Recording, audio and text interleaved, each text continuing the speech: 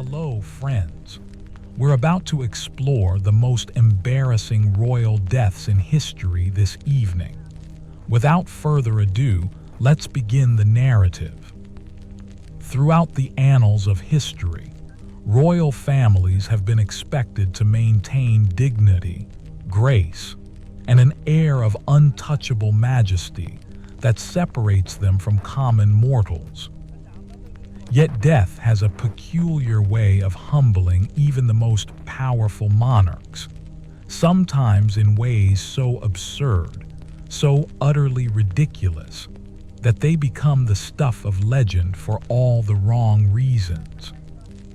The irony of absolute power meeting absolute embarrassment has created some of the most memorable and cringeworthy moments in human history, where crowns and scepters couldn't protect their wearers from meeting their maker in the most undignified circumstances imaginable. Consider the fate of King Edmund Ironside of England, whose death in 1016 reads like something from a medieval comedy rather than a historical account. The young king, who had shown such promise in his battles against the Danish invaders, met his end while attending to the most basic of human necessities. According to several chroniclers of the time, Edmund was using the privy when an assassin, who had somehow concealed himself in the sewage pit below, thrust a spear upward through the wooden seat and into the king's bowels. The image of England's mighty ruler, caught literally with his pants down and killed from below by someone hiding in excrement, must have been almost too mortifying for contemporary historians to record. Yet they felt compelled to preserve this ignoble end for posterity. The death was particularly embarrassing because it highlighted how vulnerable even kings were in their most private moments. And the method chosen by the assassin showed a level of indignity that went beyond mere murder into the realm of supreme humiliation. Edmund, who had earned his epithet Ironside through his fierce resistance to Danish conquest, was reduced to a victim caught in the most compromising position possible, unable to defend himself or die with any semblance of royal dignity. Moving across the Channel to France, we encounter the peculiar demise of King Henry I in 1135. Though the exact details remain somewhat disputed among historians, the most commonly accepted account involves the monarch's fatal encounter with what he loved most: food. Henry, known for his voracious appetite and love of rich meals, reportedly died after consuming a surfeit of lampreys, those eel-like fish that were considered a delicacy among the Norman nobility. What makes this death particularly embarrassing is not just that a king died from overeating, but that he did so despite his physician's explicit warnings against indulging in this particular dish. The image of the most powerful man in England and Normandy literally eating himself to death, ignoring medical advice and succumbing to gluttony, painted a picture of a monarch who couldn't control his most basic appetites. Contemporary chroniclers described his final illness in graphic detail, with symptoms that included violent stomach pains, uncontrollable vomiting, and a lingering death that lasted several days, during which the king reportedly continued to demand more food even as his body rejected everything he consumed. The irony that a man who controlled vast territories and commanded armies couldn't master his own relationship with food created a narrative of royal excess, meeting its inevitable consequences in the most undignified way possible. Perhaps even more mortifying was the death of King John of England in 1216, not because of how he died, but because of what allegedly happened to his body afterward. John, already one of history's most unpopular monarchs, died of dysentery at Newark Castle after what chroniclers described as a bout of particularly severe food poisoning, possibly brought on by consuming peaches and new cider, though some historians suggest he may have been poisoned by a monk. The embarrassing nature of his death wasn't just the undignified end brought about by uncontrollable bowel movements, but what supposedly occurred during his funeral procession. According to several medieval accounts, the king's body had been so hastily prepared for burial, and the weather was so unseasonably warm that decomposition set in rapidly during the long journey to Worcester Cathedral. The stench became so overwhelming that the funeral procession had to be abandoned multiple times, with mourners and clergy fleeing from the putrid smell emanating from the royal coffin. Some chronicles suggest that the king's body actually exploded from the gases of decomposition, creating a scene so horrific and embarrassing that it became a lasting symbol of John's failed reign and divine judgment upon his earthly misdeeds. The story gets even more humiliating when we consider that this was the same King John who had been forced to sign Magna Carta, had lost most of his French territories, and had been excommunicated by the Pope, only to die in such an ignominious fashion that even his funeral became a disaster. The contrast between the pomp and ceremony expected for a royal burial and the reality of fleeing mourners trying to escape the smell of their decomposing monarch created a lasting image of ultimate royal humiliation. Moving forward in time, we encounter the bizarre death of King Charles VII of France in 1498, whose demise reads like a scene from a slapstick comedy.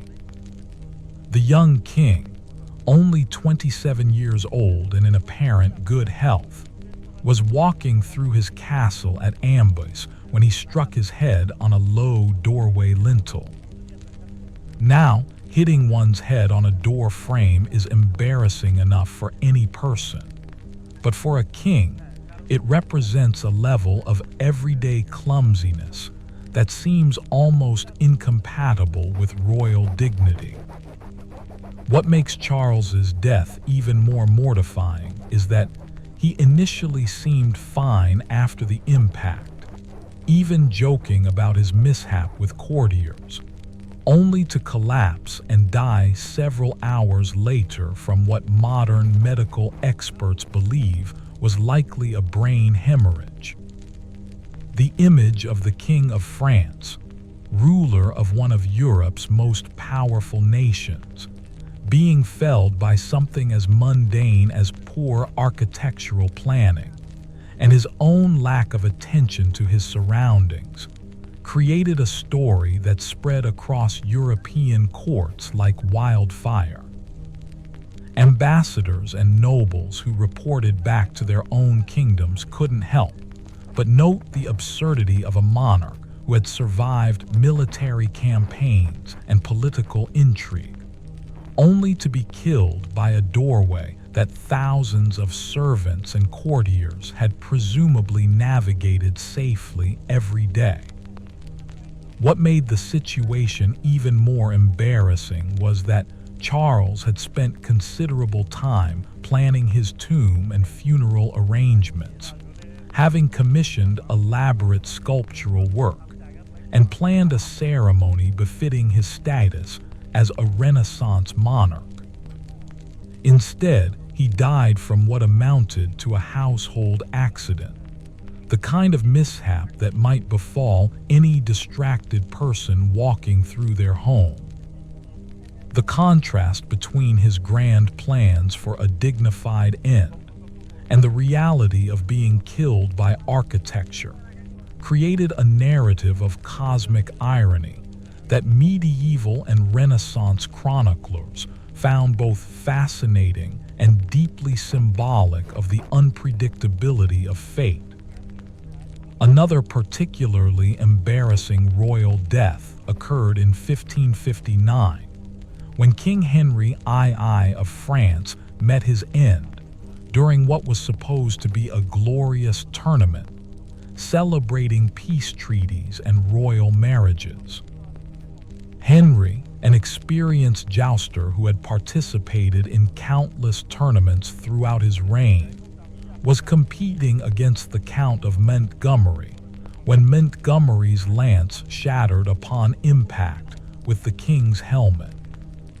Splinters from the broken lance penetrated the king's visor and entered his brain through his eye socket, creating a wound that would prove fatal after 10 days of agony. What makes this death particularly mortifying isn't just that the king died in what was essentially a glorified sporting event, but the circumstances surrounding the tournament itself. The event was meant to celebrate the marriage of Henry's daughter Elizabeth to Philip II of Spain and his sister Margaret to the Duke of Savoy, turning what should have been a joyous family celebration into a tragedy that overshadowed both weddings. Moreover, the king's wife, Catherine de' Medici, had reportedly experienced prophetic dreams warning her husband against participating in tournaments, particularly warning him about single combat with younger opponents. The embarrassment was compounded by the fact that Henry had insisted on continuing the tournament despite having already achieved several victories that day, essentially dying because he couldn't resist one more joust, one more opportunity to show off his martial skills. The image of the King of France being carried from the lists with a broken lance protruding from his eye, dying slowly over 10 days, while the greatest physicians in Europe failed to save him, created a lasting impression of royal mortality and the dangers of vanity and competitive spirit. Perhaps no royal death in history combines embarrassment with sheer absurdity quite like that of King Alexander III of Scotland in 1286. Alexander, who had ruled Scotland successfully for nearly 40 years and was considered one of the most effective medieval Scottish kings, died on what can only be described as a booty call. On a dark and stormy night in March, the 54-year-old king decided to ride from Edinburgh Castle to Kinghorn in Fife to visit his new young wife, Yolande of Dreux, whom he had married just months earlier in what was clearly a passionate relationship, despite the significant age difference. The weather was so terrible that his courtiers and advisors begged him not to make the journey, warning him that the roads were dangerous and visibility was nearly impossible due to the wind and rain. The ferryman who was supposed to transport him across the Firth of Forth expressed serious concerns about the safety of the crossing, and even his personal bodyguards tried to dissuade him from the trip. But Alexander, apparently driven by desire for his young wife, insisted on making the journey despite all the warnings and reasonable objections from those around him. What happened next reads like a cautionary tale about the dangers of thinking with one's hormones rather than one's head. Alexander made it across the Firth successfully, but somewhere along the dark coastal path to Kinghorn, his horse stumbled and threw him from the saddle. The king was found the next morning at the bottom of a cliff, his neck broken, his body battered against the rocks. The most powerful man in Scotland had died alone in the darkness, killed by his own impulsive decision to risk everything for a romantic encounter. The embarrassment of Alexander's death went far beyond the personal humiliation of dying on the way to what was essentially a conjugal visit. His death triggered a succession crisis that would eventually lead to the wars of Scottish independence and centuries of conflict between Scotland and England. The fact that such momentous historical consequences flowed from what amounted to a middle-aged king's inability to control his libido created a narrative that Scottish chroniclers found almost too mortifying to record in full detail. They generally confined themselves to noting that the king died in an accident while traveling to visit his wife, leaving the more salacious details to be filled in by later generations of historians and storytellers. The death of King James II of Scotland in 1460 presents another case study in royal stupidity, meeting deadly consequences. James, known for his fascination with military technology and artillery in particular, decided to personally oversee the siege of Roxburgh Castle, which was held by the English. The king's interest in cannon wasn't merely strategic. He genuinely enjoyed the mechanical aspects of artillery and often insisted on being directly involved in the loading and firing of his siege engines, much to the concern of his military engineers and advisors. On the day of his death, James was standing close to one of his favorite cannons, which the chroniclers referred to as the Lion, when the weapon exploded during firing. The explosion was so violent that it killed the king instantly and scattered debris across the battlefield, creating chaos among the Scottish forces, who suddenly found themselves leaderless in the middle of a siege. What makes this death particularly embarrassing is that James died essentially playing with a weapon that his own experts had warned him was dangerous and unpredictable. The image of the King of Scotland being blown apart by his own artillery while besieging a relatively minor castle created a story that spread throughout medieval Europe as an example of royal recklessness, meeting its inevitable consequences. The irony that a monarch who prided himself on military innovation and technological advancement would be killed by the very weapons he championed added layers of embarrassment to an already humiliating situation. Moreover, the timing of his death meant that the siege had to be abandoned just when it seemed likely to succeed, turning what should have been a military victory into a disaster that left Scotland without effective leadership at a crucial moment. The most mortifying aspect of James's death might be that it was so entirely preventable and resulted from his own insistence on personal involvement in activities that any sensible person would have delegated to trained specialists. Medieval chronicles note that his death was seen as divine punishment for pride and recklessness. But the more practical lesson seemed to be that kings who insisted on playing with dangerous toys shouldn't be surprised when those toys killed them.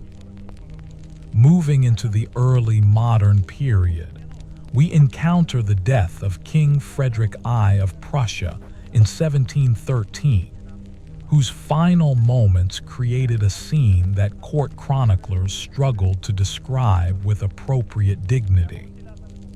Frederick, known for his military reforms and the establishment of Prussian power, had been suffering from dropsy and related health problems for several months before his death.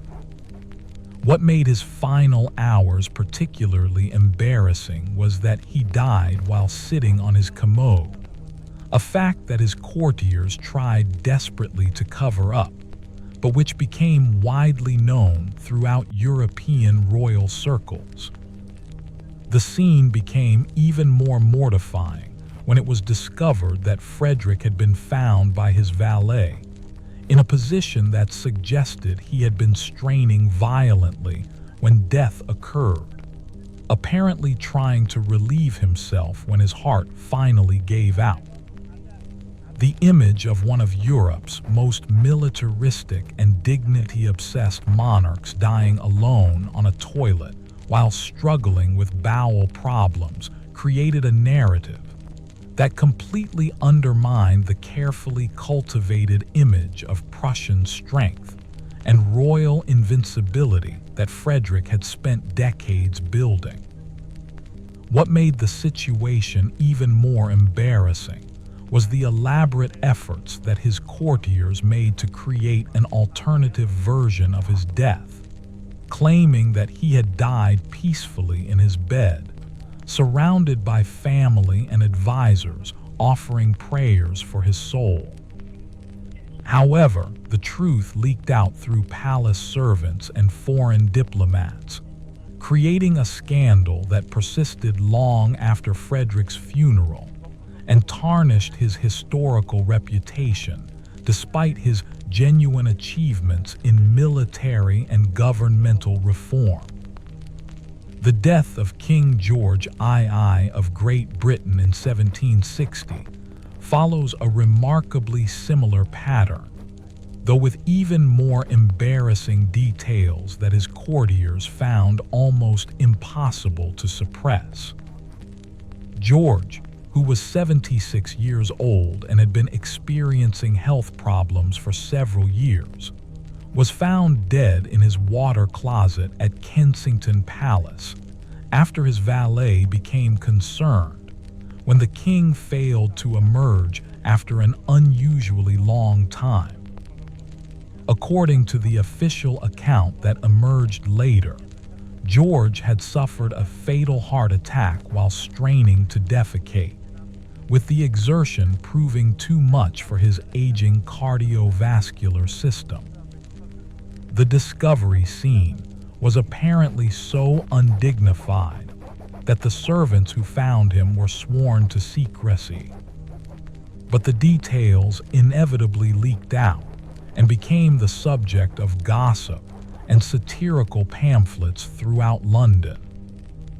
The image of the King of Great Britain and Ireland, ruler of a growing global empire, dying alone on a toilet, became a source of endless amusement for political satirists and social commentators who saw it as symbolic of the ultimate equalizing power of death and the basic biological realities that even monarchs couldn't escape. What made George's death particularly mortifying was that it occurred during a period when Britain was establishing itself as the dominant global power, with victories in the 7 Years' War having secured British dominance in North America and India. The contrast between these imperial triumphs and the reality of their monarch dying in such undignified circumstances created a narrative tension that British historians and court chroniclers struggled to reconcile in their official accounts. Perhaps no royal death illustrates the dangers of vanity and poor judgment quite like that of King Gustavus Adolphus of Sweden in 1632. Though his case is somewhat different because he died in battle, which should theoretically be the most honorable death possible for a warrior king. However, the specific circumstances of his death at the Battle of Lutzen created embarrassment that lasted for centuries and fundamentally altered how European monarchs approached personal combat. Gustavus Adolphus, known as the Lion of the North, and considered one of the greatest military tacticians in European history, had developed a reputation for personally leading cavalry charges and fighting alongside his men rather than directing battles from a safe distance. This hands-on approach had served him well in numerous previous engagements, but at Lutzen, it proved to be his downfall in the most embarrassing way possible. During a crucial moment in the battle, when fog and smoke had reduced visibility to almost nothing, the king became separated from his bodyguards and found himself alone in the middle of enemy territory. What happened next reads like a comedy of errors that resulted in tragedy. Gustavus Adolphus, apparently disoriented by the poor visibility and the chaos of battle, rode directly into a group of enemy soldiers who initially didn't recognize him because the fog was so thick. According to eyewitness accounts from both sides, there was a moment of mutual confusion where neither the king nor the enemy soldiers were entirely sure who they were encountering. The king might have escaped if he had simply turned and ridden away, but instead, he apparently tried to fight his way out of the situation single-handedly. The embarrassing reality is that one of Europe's greatest military minds died essentially because he got lost in fog and then made the catastrophically poor decision to try to fight multiple opponents simultaneously without backup. Enemy soldiers later reported that they only realized they had killed the Swedish king after the battle was over, and they found his distinctive clothing and personal effects.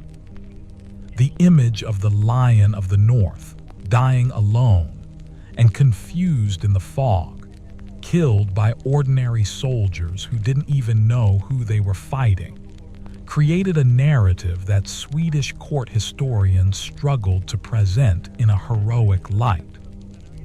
The death of King Charles XII of Sweden in 1718 provides another example of royal stupidity in military settings. Though Charles's case involves the additional embarrassment of dying from what was essentially showing off during a siege, Charles, who had spent most of his adult life at war and had developed a reputation for personal bravery that bordered on recklessness, was directing the siege of the Norwegian fortress of Fredrikstad when he decided to personally inspect the trenches and siege works. The problem wasn't that Charles chose to visit the front lines, which was fairly common for military commanders of the period, but that he insisted on standing up in the trenches to get a better view of the fortress, despite repeated warnings from his engineers and officers that Norwegian snipers were active in the area. According to multiple eyewitness accounts, Charles was explicitly told that exposing himself above the parapet was dangerous, but he apparently felt that showing fear of enemy fire would be unworthy of a Swedish king. What happened next was as predictable as it was embarrassing. A Norwegian sniper's bullet struck Charles in the head, killing him instantly and ending both his life and Sweden's ambitions as a major European power. The most mortifying aspect of his death wasn't just that it was completely unnecessary, but that it resulted from the kind of machismo posturing that any experienced soldier would have recognized as stupidly dangerous. The image of the King of Sweden being picked off by an enemy sniper because he was too proud to keep his head down created a story that Norwegian and Danish chroniclers celebrated as an example of Swedish arrogance receiving its just deserts. The embarrassment was compounded by the fact that Charles's death effectively ended the Great Northern War and marked the beginning of Sweden's decline as a major European power, meaning that his moment of foolish bravado had catastrophic consequences that extended far beyond his personal fate. Swedish historians spent decades trying to present his death as heroic self-sacrifice rather than stupid risk-taking. But the basic facts of the case made it difficult to avoid the conclusion that their king had died because he couldn't resist showing off. Moving into the 18th century, we encounter the peculiar death of King Louis XVI of France in 1774, whose final illness created a level of embarrassment that extended far beyond the king himself to encompass the entire French royal court. Louis, who had reigned for nearly 60 years and was known for his numerous mistresses and libertine lifestyle, contracted what modern historians believe was smallpox, though contemporary physicians were uncertain about the exact nature of his illness. What made Louis's death particularly mortifying wasn't the disease itself, which was common enough among all social classes, but the way his illness exposed the moral and spiritual bankruptcy that had characterized his later reign. As the king lay dying, his mistress Madame du Barry was banished from court, and he was forced to make a public confession of his sins before receiving the last rites of the Catholic Church. The confession, which was read aloud in the presence of courtiers and foreign diplomats, essentially amounted to a public admission that his reign had been characterized by sexual excess, political indifference, and moral corruption.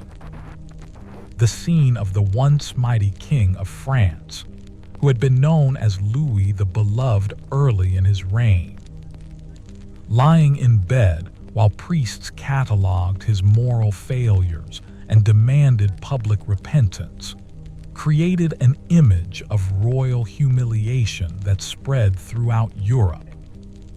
What made the situation even more embarrassing was that his illness caused his face and body to become covered with pustules and sores that made him so hideous to look at that even his closest courtiers found excuses to avoid visiting his sick room.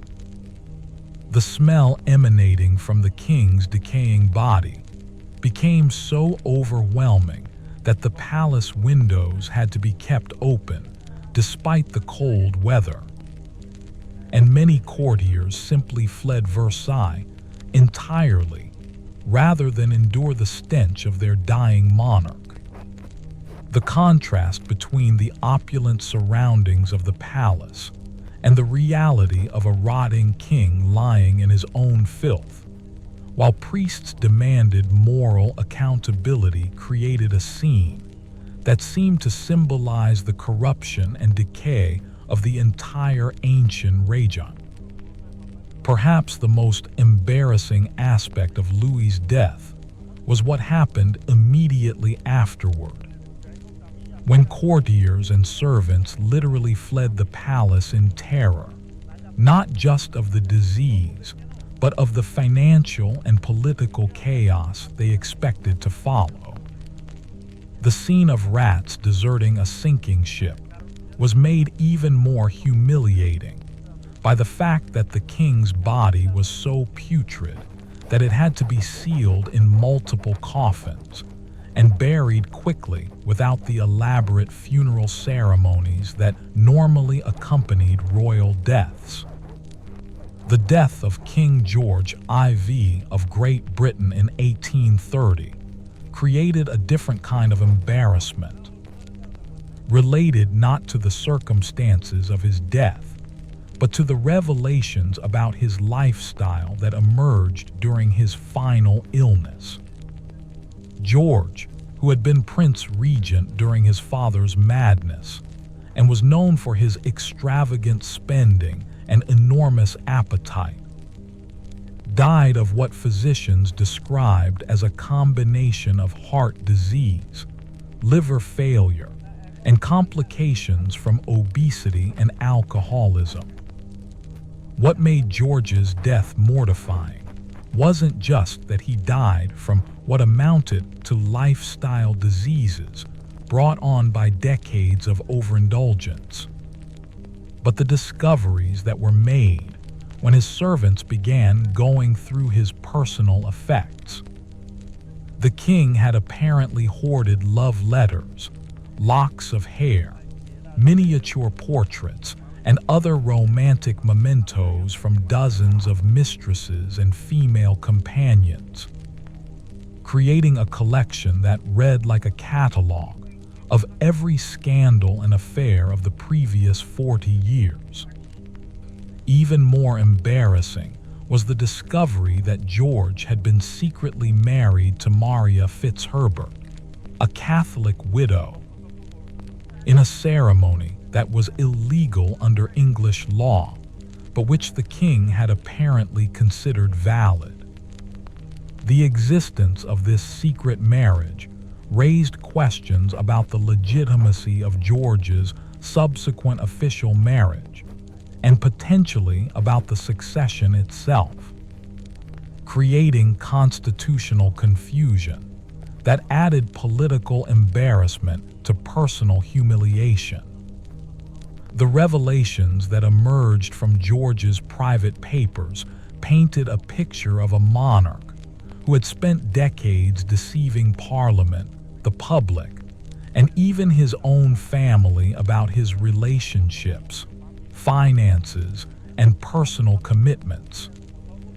The image of the King of Great Britain as essentially a con man who had managed to maintain elaborate deceptions throughout his reign created a scandal that overshadowed whatever legitimate achievements his government had accomplished.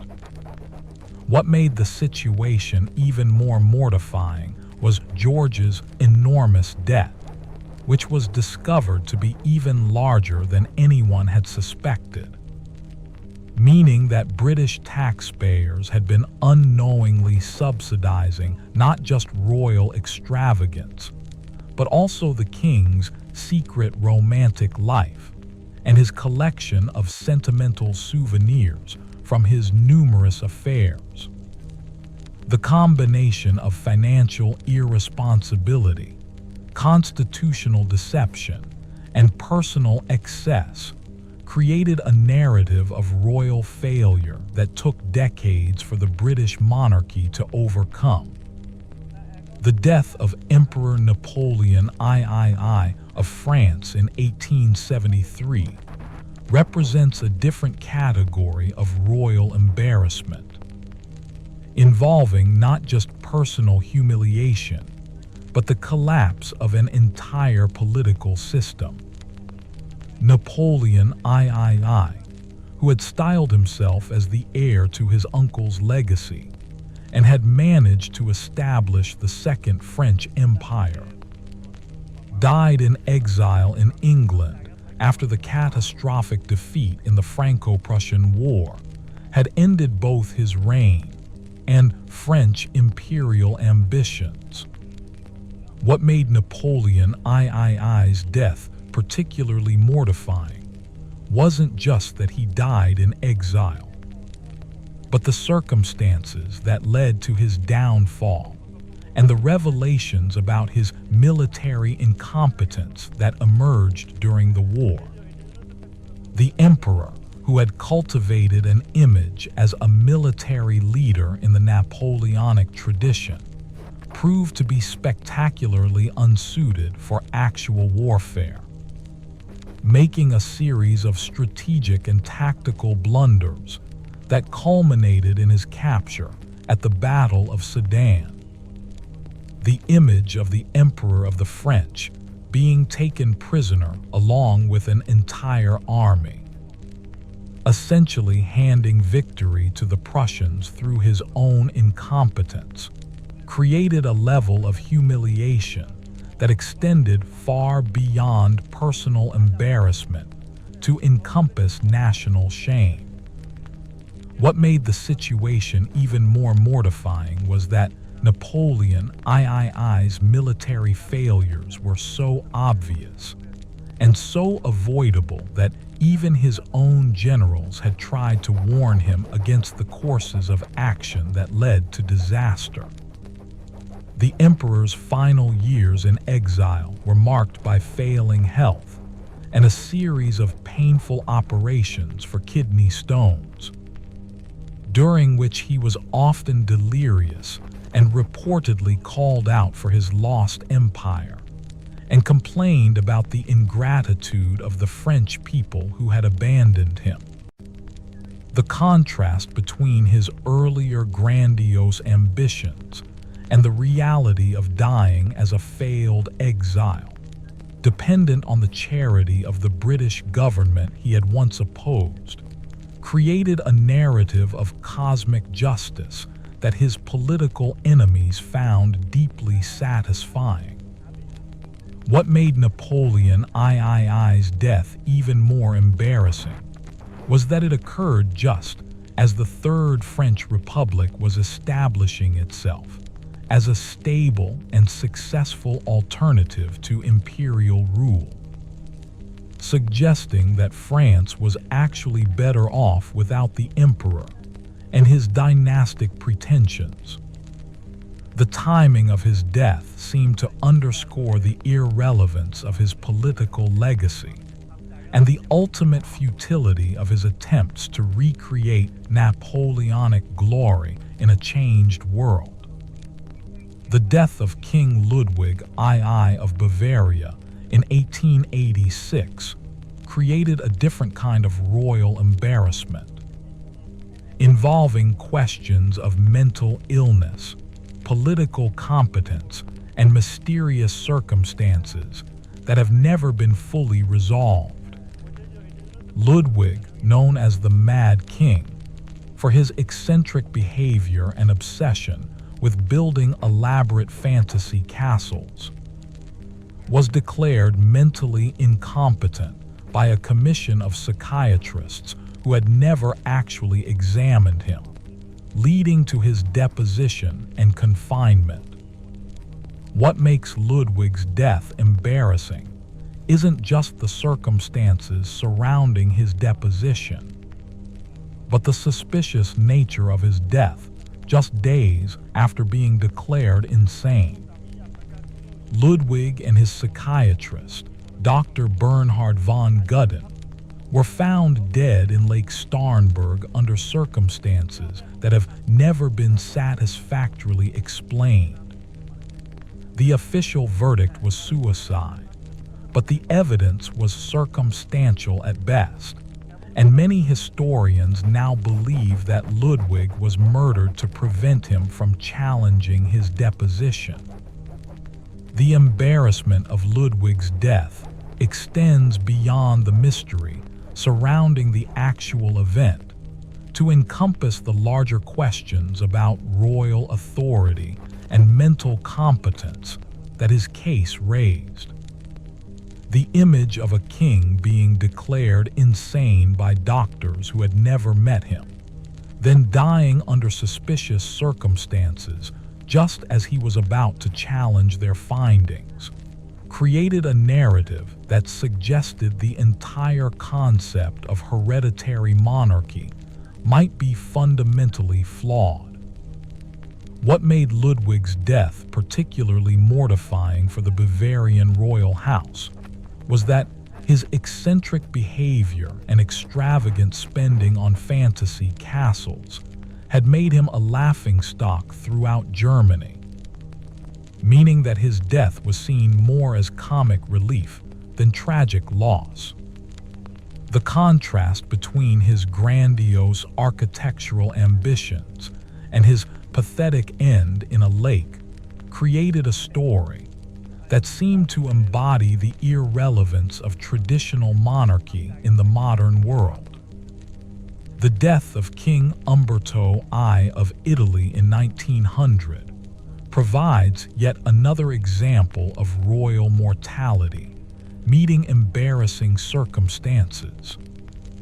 Though in this case, the embarrassment came not from the manner of death, but from the bizarre coincidences that surrounded the assassination. Umberto was dining at a restaurant in Monza when he was approached by an anarchist named Gaetano Bresci, who shot him 3 times in what appeared to be a straightforward political assassination. However, the details that emerged afterward created a story so strange that it seemed almost fictional. The restaurant where Umberto chose to dine was owned by a man also named Umberto, who had been born on the same day as the king in the same town, had married a woman named Margherita on the same day. The king married Queen Margherita and had opened his restaurant on the day of Umberto's coronation. The two Umbertos had discovered these coincidences during the king's visit and had been joking about their parallel lives just moments before the assassination occurred. The restaurant owner Umberto died the next day in a shooting accident, creating a series of coincidences that seemed too elaborate to be credible yet were thoroughly documented by investigators and journalists. What made this death particularly embarrassing for the Italian royal house wasn't just the successful assassination of their king, but the way the bizarre coincidences overshadowed the political significance of the event and turned it into something resembling a supernatural thriller rather than a serious political crisis. Italian newspapers found themselves devoting more coverage to the strange parallels between the two Umbertos than to the anarchist movement or the security failures that had allowed the assassination to occur. The king's death also revealed embarrassing details about his personal life and political relationships that the royal court had worked hard to keep private. Bresci, the assist, had apparently been motivated not just by anarchist ideology, but by personal grievances related to the king's harsh suppression of bread riots and worker protests, creating a narrative that painted Umberto as out of touch with his subjects' economic struggles. The revelation that the king had been dining at an expensive restaurant, while many Italians faced poverty and hunger, added another layer of embarrassment to an already mortifying situation. Moving into the 20th century, we encounter the death of King Alexander I of Yugoslavia in 1934, whose assassination in Marseille created a scene of chaos and incompetence that embarrassed not just the Yugoslav royal house, but the French government and international diplomatic community.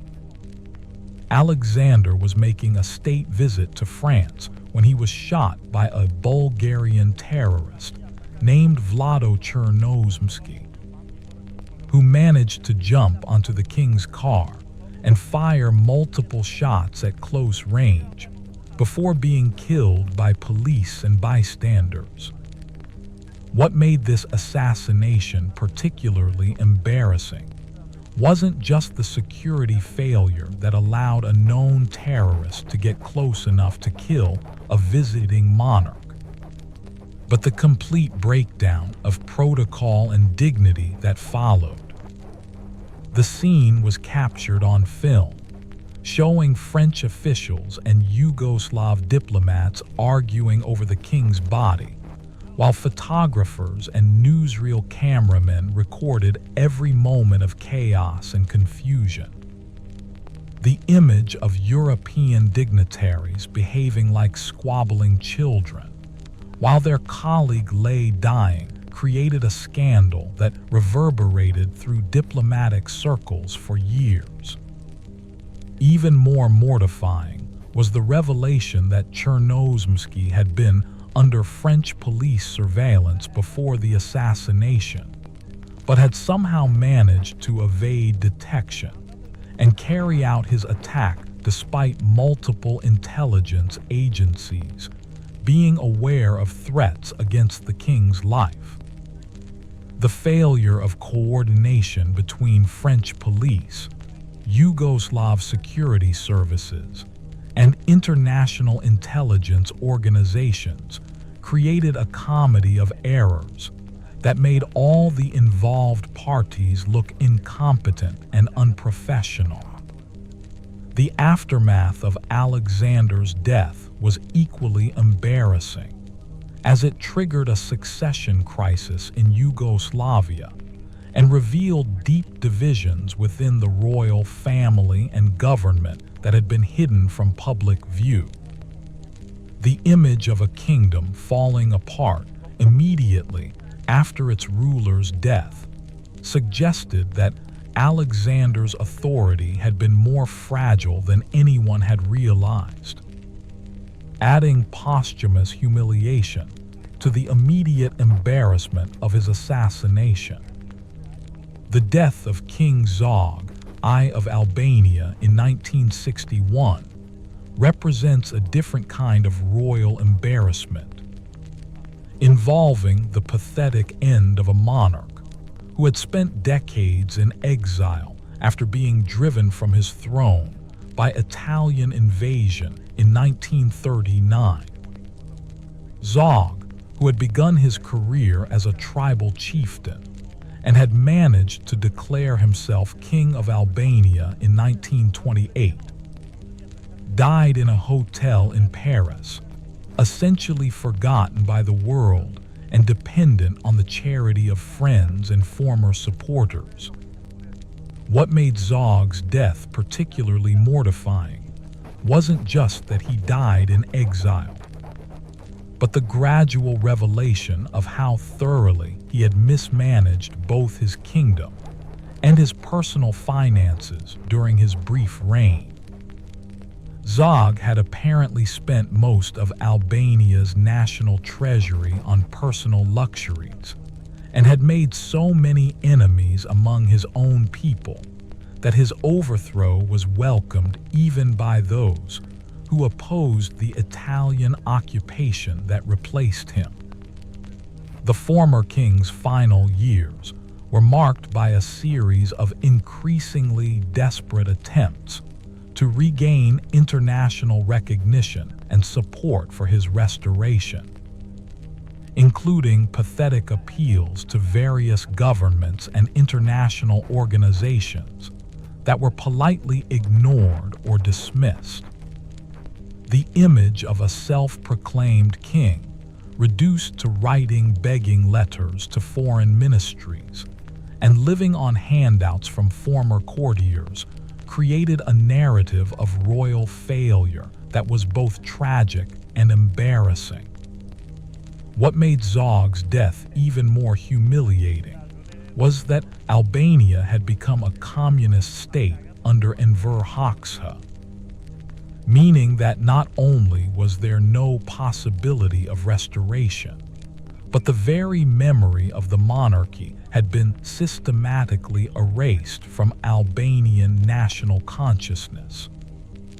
Zog died knowing that his reign had been so brief and ineffective that most Albanians under the age of 30 had no memory of royal rule and no interest in its return. The death of King Farouk of Egypt in 1965 provides another example of royal exile ending in embarrassment and irrelevance. Farouk, who had been overthrown by Gamal Abdel Nasser's Free Officers movement in 1952, spent his final years in European capitals, growing increasingly obese and desperate for attention from an international community that had moved on from caring about deposed monarchs. What made Farouk's death particularly mortifying wasn't just his physical deterioration. Though he had become so overweight that he could barely walk and required assistance with basic daily activities, but his increasingly pathetic attempts to maintain royal dignity while living as essentially a wealthy tourist in Rome. Farouk insisted on being addressed by his former royal titles and maintained an elaborate pretense of still being somehow relevant to Egyptian or international politics, despite clear evidence that no one took his claims seriously. The former king died while eating dinner at a Roman restaurant, collapsing at his table after consuming what witnesses described as an enormous meal that included multiple courses and several bottles of wine. The image of the former ruler of Egypt dying alone in a restaurant, killed by his own gluttony while other diners watched in horror, created a story that seemed to embody every negative stereotype about deposed royalty living in decadent exile. Even more embarrassing was the revelation that Farouk had spent his final years accumulating massive debts to hotels, restaurants, and shops throughout Europe, essentially living on credit while maintaining the pretense that his restoration was imminent and would allow him to pay back his creditors. The discovery that he had died essentially bankrupt, despite having looted Egypt's treasury before his overthrow, added financial humiliation to the personal embarrassment of his death. The death of King Constantine II of Greece in 2023 represents a more recent example of royal embarrassment. Though in this case, the humiliation was more subtle and related to the complete irrelevance of his death to contemporary Greek politics and society. Constantine, who had been overthrown by a military coup in 1967 and had spent most of the subsequent decades in exile, died in a private hospital in Athens as a private citizen, with his death barely registering in Greek media or public consciousness. What made Constantine's death embarrassing wasn't the circumstances themselves, but the stark contrast between his family's expectations of recognition and respect and the reality of public indifference to his passing. The former king's funeral, was attended by various European royals and aristocrats, creating a scene that looked more like a historical reenactment than a contemporary political event, with participants dressed in elaborate uniforms and decorations that seemed completely disconnected from modern Greek reality. The Greek government's polite but minimal response to Constantine's death, treating it as a private family matter rather than a significant national event, created a clear message about the irrelevance of monarchical claims in contemporary European democracy. The former king died knowing that the vast majority of Greeks under the age of 60 had no memory of royal rule and no interest in its restoration, making his lifelong hopes for return seem pathetically delusional. What made the situation even more mortifying was that Constantine's death occurred during a period of significant economic and political challenges for Greece, meaning that public attention was focused on real contemporary problems rather than the passing of a figure from what seemed like ancient history.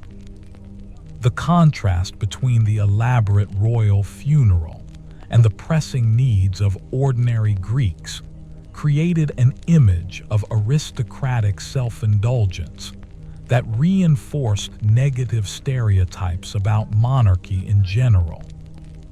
Looking back at these various examples of embarrassing royal deaths, certain patterns emerge that reveal deeper truths about power, mortality, and human nature. Perhaps the most obvious pattern is that death has a unique ability to strip away the artificial dignity and ceremonial protection that surrounds monarchy, reducing even the most powerful rulers to their basic biological reality, as mortal human beings subject to the same physical vulnerabilities as their humblest subjects. The bathroom deaths of Edmund Ironside, Frederick I of Prussia, and George II of Great Britain illustrate this leveling effect most dramatically, showing how the most private and undignified aspects of human existence can become the final chapter in lives otherwise dedicated to public ceremony and royal spectacle.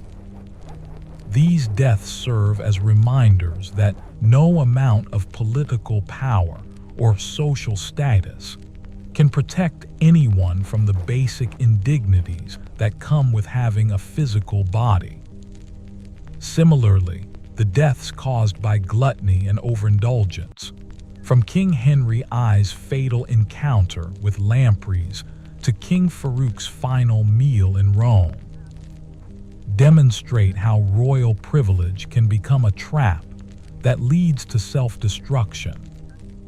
The ability to indulge every appetite without restraint, which might seem like the ultimate expression of power and freedom, repeatedly proves to be a pathway to embarrassing and preventable death. The military deaths present a different category of embarrassment, showing how royal ego and the pressure to maintain heroic reputations can lead to catastrophically poor judgment.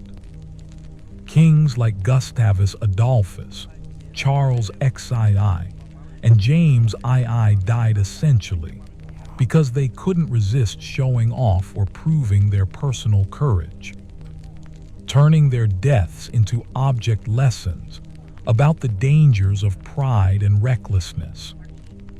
Perhaps most poignant are the deaths of exiled monarchs like Napoleon III, King Zog, and King Farouk, whose endings illustrate the particular humiliation that comes with losing power and discovering how quickly the world moves on from supposedly indispensable leaders.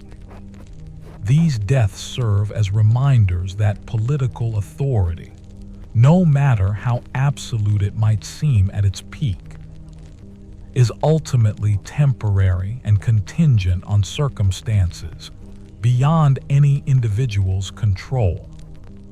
The coincidences and bizarre circumstances that surrounded deaths like those of King Umberto I of Italy and King Charles VIII of France suggest that reality often produces narratives too strange for fiction, creating stories that seem almost designed to humble human pretension about control and dignity. These deaths remind us that despite all our planning and precautions, we remain subject to forces beyond our understanding or control. What emerges most clearly from this survey of embarrassing royal deaths is that mortality serves as the ultimate equalizer, stripping away all the artificial distinctions that separate rulers from subjects and revealing the common humanity that underlies all political and social hierarchies. No crown or scepter can protect against the basic vulnerabilities that come with being human. And death often seems to take particular pleasure in puncturing the pretensions of those who have lived their lives, surrounded by ceremony and deference. The embarrassment that surrounds these deaths isn't just personal, but serves a broader social function, providing communities with opportunities to process their complicated relationships with authority and power. When a monarch dies in undignified circumstances, it creates space for subjects to acknowledge their own ambivalent feelings about hierarchy and submission, allowing them to laugh at power in ways that would be dangerous or impossible during the ruler's lifetime. These stories also serve as cautionary tales about the corrupting effects of absolute power and the importance of maintaining perspective about human limitations and mortality. The kings who died because they couldn't control their appetites, couldn't accept advice, or couldn't resist showing off, serve as negative examples that highlight the virtues of moderation, humility, and wisdom. Perhaps most importantly, these embarrassing royal deaths remind us that dignity in life and death comes not from external trappings of power and status, but from how we conduct ourselves in the face of universal human challenges like mortality, temptation, and the need to make difficult decisions under pressure.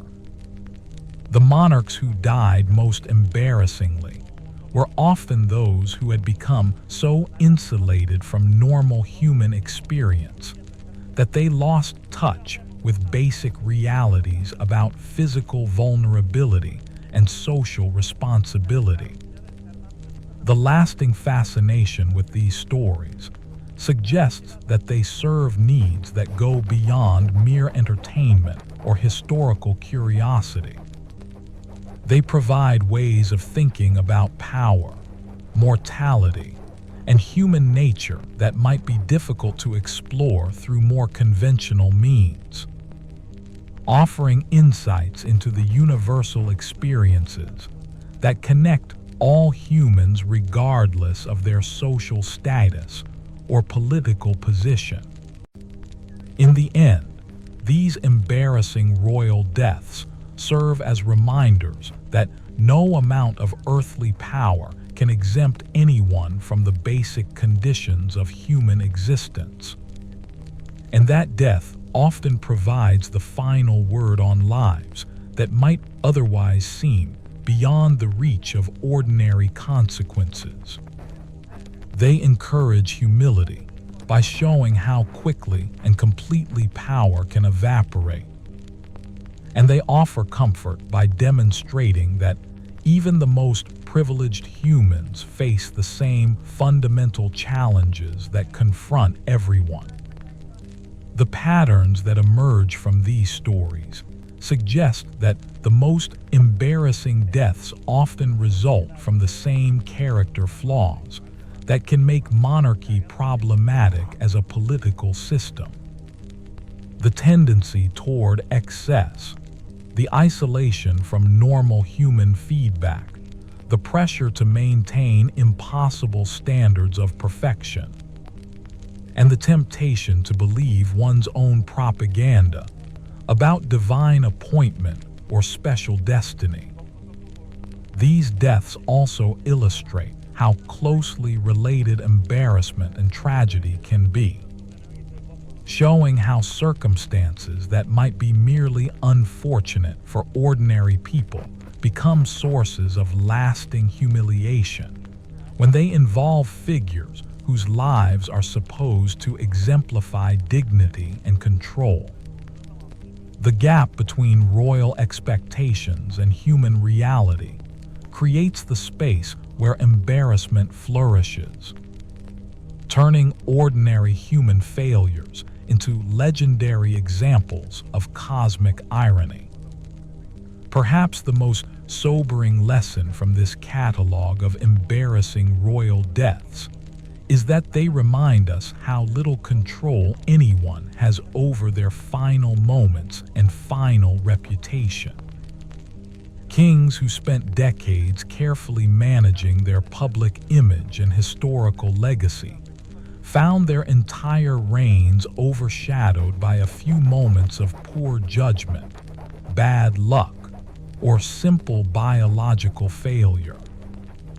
This suggests that while we cannot control how we die, we can at least try to live in ways that don't set us up for spectacular failure when mortality inevitably arrives. The monarchs who died most embarrassingly were often those who had lost touch with basic human wisdom about moderation, prudence, and the acceptance of limitation. The enduring appeal of these stories also reflects our complicated relationship with authority and hierarchy, providing socially acceptable ways to express skepticism about power while appearing to engage in mere historical curiosity. Laughing at dead kings allows us to process feelings about living authorities that might be dangerous or inappropriate to express directly. These tales of royal embarrassment ultimately serve as democratizing forces, reminding us that underneath all the ceremony and deference, rulers are just as vulnerable to absurdity and failure as anyone else. They provide evidence that power cannot overcome the basic absurdities of human existence, and that mortality has a way of revealing the ultimate insignificance of earthly distinctions. In our contemporary world, where traditional monarchy has largely given way to other forms of authority, these stories retain their relevance as reminders about the universal human tendency toward hubris and the inevitable consequences of losing touch with basic realities about limitation and mortality.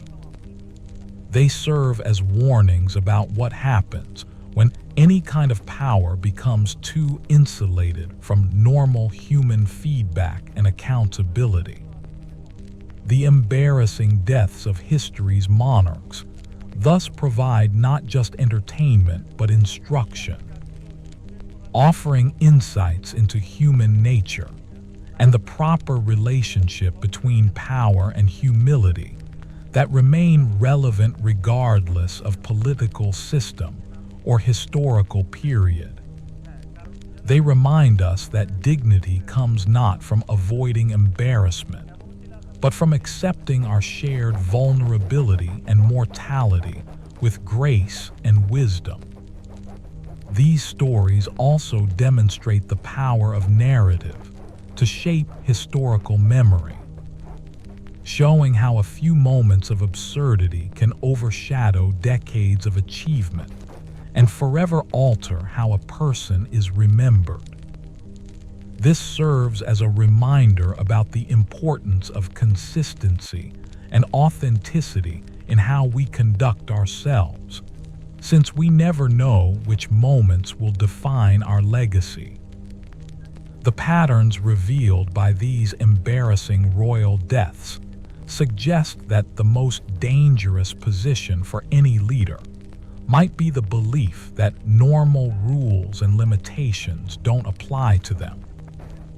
The monarchs who died most absurdly were often those who had been most successful at insulating themselves from ordinary consequences and feedback, creating conditions where poor judgment could flourish unchecked.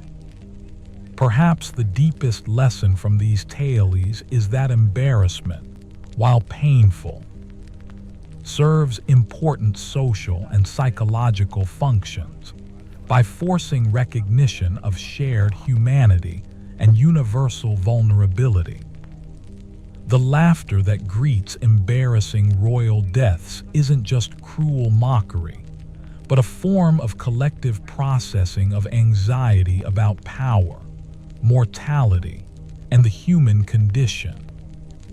These stories continue to resonate because they address fundamental questions about justice, dignity, and the proper relationship between rulers and subjects that remain relevant in any political system.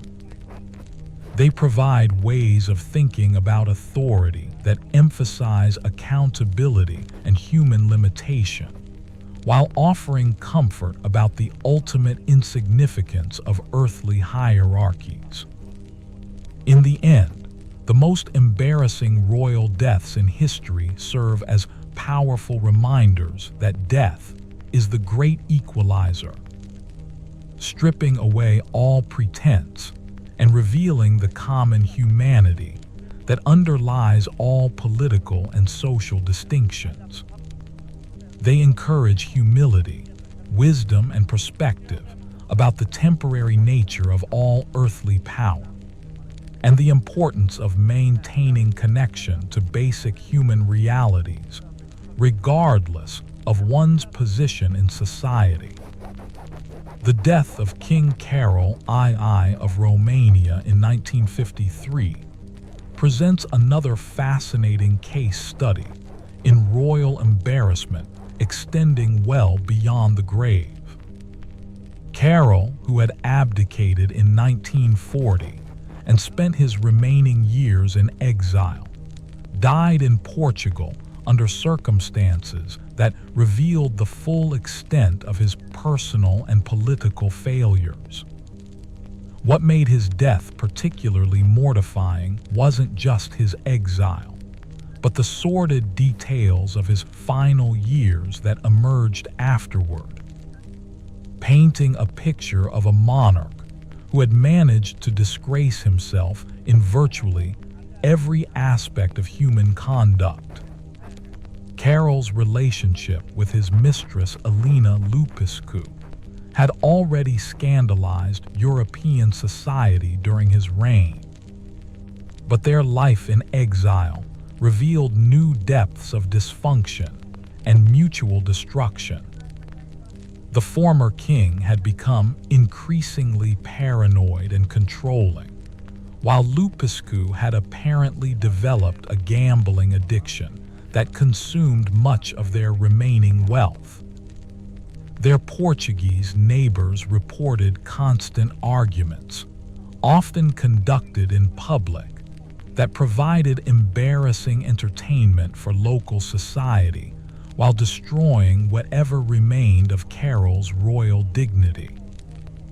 What made the situation even more humiliating was that Carroll spent his final years writing increasingly desperate letters to various governments and international organizations, offering to provide intelligence about communist activities in Romania in exchange for recognition and support. These letters, which were politely filed away and ignored by their recipients, revealed a former monarch reduced to the level of a common informant, willing to betray anyone and anything in hopes of regaining some measure of relevance or respect. The actual circumstances of Carroll's death were appropriately pathetic for such a degraded figure.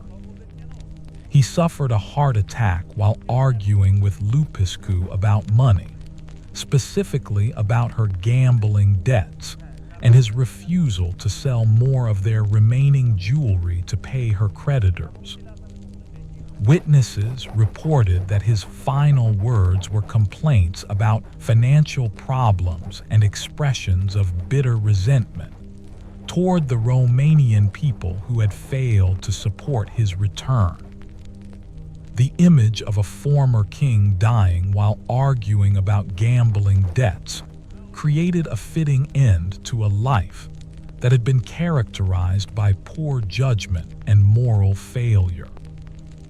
Even more embarrassing was the revelation that Carroll had spent his final years believing that World War III was imminent, and that he would somehow be restored to his throne in the aftermath of a conflict between the Western powers and the Soviet Union. His papers revealed elaborate fantasies about leading a government in exile and returning triumphantly to Bucharest, plans that demonstrated how completely disconnected he had become from political reality. The death of King Michael I of Romania in 2017 provides an interesting contrast to his predecessor Carroll II, though it created its own category of embarrassment for different reasons. Michael, who had been forced to abdicate by the communists in 1947 and had spent 70 years in exile, died as a private citizen in Switzerland, with his death barely registering in Romanian media or public consciousness, despite his being the last surviving head of state from World War II. What made Michael's death embarrassing wasn't his personal conduct, which had been exemplary throughout his long exile, but the complete indifference that greeted his passing in the country he had once ruled. The Romanian government's perfunctory response to his death, combined with the minimal public interest in his funeral, created a clear demonstration of how thoroughly the monarchy had been erased from Romanian national consciousness. The contrast between the elaborate ceremonies that marked Michael's brief returns to Romania in the 1990s and 2000s, when he was treated as a curiosity from the past, and the muted response to his death revealed how quickly even positive royal legacies can fade when they lack institutional support or contemporary relevance. The former king died knowing that his life's work of maintaining Romanian royal traditions and legitimacy had ultimately failed to create any lasting foundation for restoration. Moving to more recent examples, the death of King Bhumibol Adulyadej of Thailand in 2016, while not embarrassing in terms of circumstances, created awkward situations that revealed the artificial nature of much royal ceremony in the modern world. Bhumibol, who had been genuinely beloved by many Thai people and had reigned for 70 years, died peacefully in a hospital surrounded by family. However, the elaborate mourning rituals that followed his death created scenes that many international observers found difficult to reconcile with contemporary democratic values. The requirement that Thai citizens wear black clothing for an entire year, the massive displays of public grief that seemed choreographed rather than spontaneous, and the enormous expense of the funeral ceremonies created an image of a society trapped in medieval attitudes toward monarchy. What made the situation particularly awkward was that these displays occurred in a country that was simultaneously trying to present itself as a modern, democratic nation integrated into the global economy. The death of King Abdullah of Saudi Arabia in 2015 created different kinds of embarrassment, related not to the circumstances of death, but to the succession struggles and policy reversals that followed. Abdullah, who had been seen as a relative moderate and reformer within the context of Saudi politics, died just as the kingdom was facing multiple challenges, including falling oil prices, regional instability, and growing international criticism of its human rights record. What made Abdullah's death embarrassing for the Saudi royal family wasn't his personal conduct, but the revelation of how fragile his supposed reforms had been and how quickly they could be reversed by his successors. The policies and initiatives that had been presented as permanent changes in Saudi society were quietly abandoned or modified, suggesting that Abdullah's reputation as a reformer had been more about public relations than genuine commitment to change.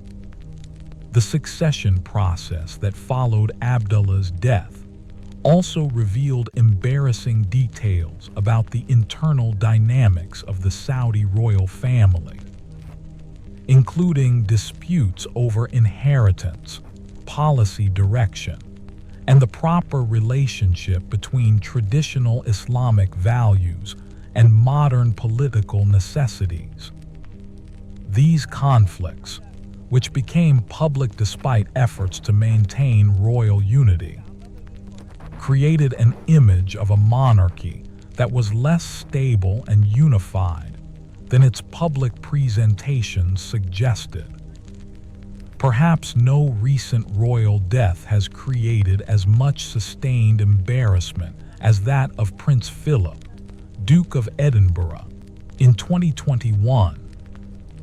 Though in this case, the embarrassment came not from the circumstances of death, but from the revelations about his lifetime of inappropriate comments and behavior that emerged during the extensive media coverage of his passing. Philip, who had served as consort to Queen Elizabeth II for over 70 years, died peacefully at the age of 99, which should have allowed for a dignified farewell focusing on his service and dedication. However, the comprehensive media coverage of Philip's life inevitably included extensive documentation of his decades of racist, sexist, and otherwise inappropriate public comments, creating a situation where attempts to honor his memory were constantly complicated by reminders of his capacity for offensive behavior. The juxtaposition of official tributes to his service with compilations of his most embarrassing public statements created a narrative tension that dominated coverage of his death. What made the situation particularly awkward was that many of Philip's most offensive comments had been dismissed during his lifetime as harmless examples of an older generation's different standards. But when compiled and presented in the context of contemporary sensitivity about such issues, they created a much more damaging impression of systematic insensitivity and prejudice. The British royal family's attempts to manage this narrative challenge, emphasizing Philip's military service and charitable work, while minimizing discussion of his problematic statements, created an impression of defensive damage control that may have actually drawn more attention to his embarrassing legacy than a more straightforward acknowledgement of his flaws would have done. This pattern of posthumous embarrassment suggests that in our current media environment, even deaths that seem dignified in their immediate circumstances can become sources of lasting humiliation as comprehensive documentation of a person's life becomes subject to contemporary standards of acceptable behavior and public discourse. The death of Prince Charles, who became King Charles III in 2022 following his mother's death, will likely provide another test case for how contemporary royal deaths are processed by modern media and public opinion. Charles, who waited longer than any heir in British history to inherit the throne, carries with him decades of personal controversies, political interventions, and public relations disasters that will inevitably be revisited and re-examined when his time comes. The particular challenges facing Charles include his history of interference in political matters, his previous marriage controversies, his relationship with Jeffrey Epstein through various social connections, and his long-standing reputation for eccentricity and self-importance that has made him a target for satirists and critics throughout his adult life. These issues, combined with his age and the declining popularity of the monarchy among younger generations, suggest that his eventual death will likely be accompanied by extensive critical re-examination of his life and reign. What makes the contemporary situation particularly challenging for royal families is that the modern media environment ensures that every embarrassing moment, inappropriate comment, and questionable decision will be preserved and available for immediate recall, making it virtually impossible for any public figure to escape their past mistakes or control their posthumous narrative in the way that might have been possible in earlier eras. The democratization of information and the proliferation of social media platforms has created an environment where royal deaths become opportunities for comprehensive accounting of lifetime behavior. With little possibility for the kind of selective memory and diplomatic silence that once allowed embarrassing royal legacies to be quietly forgotten or sanitized for historical consumption. This suggests that future royal deaths are likely to be even more embarrassing than historical examples, not because contemporary royals are necessarily behaving worse than their predecessors, but because their behavior is being documented more thoroughly and will be subject to more immediate and comprehensive scrutiny when they die. The concept of embarrassing royal death has thus evolved from being primarily about the circumstances of death itself, to encompassing the broader question of how a lifetime of behavior and decision-making will be evaluated by contemporary standards and media coverage. This creates new categories of potential embarrassment that even the most careful and well-advised royal figures may find difficult to avoid. Looking forward, it seems likely that the most embarrassing royal deaths of the future will be those that expose the gap between public presentations of royal dignity and service and the reality of personal behavior and private conduct. The increasing availability of information and the declining deference toward traditional authority figures creates an environment where royal reputations are more vulnerable than ever to posthumous revision and critical re-examination. The lesson for contemporary royal families seems to be that the only protection against posthumous embarrassment is consistent lifetime behavior that can withstand comprehensive scrutiny. Since the traditional tools of reputation management and selective historical memory are becoming less effective in an age of comprehensive documentation and democratic media access.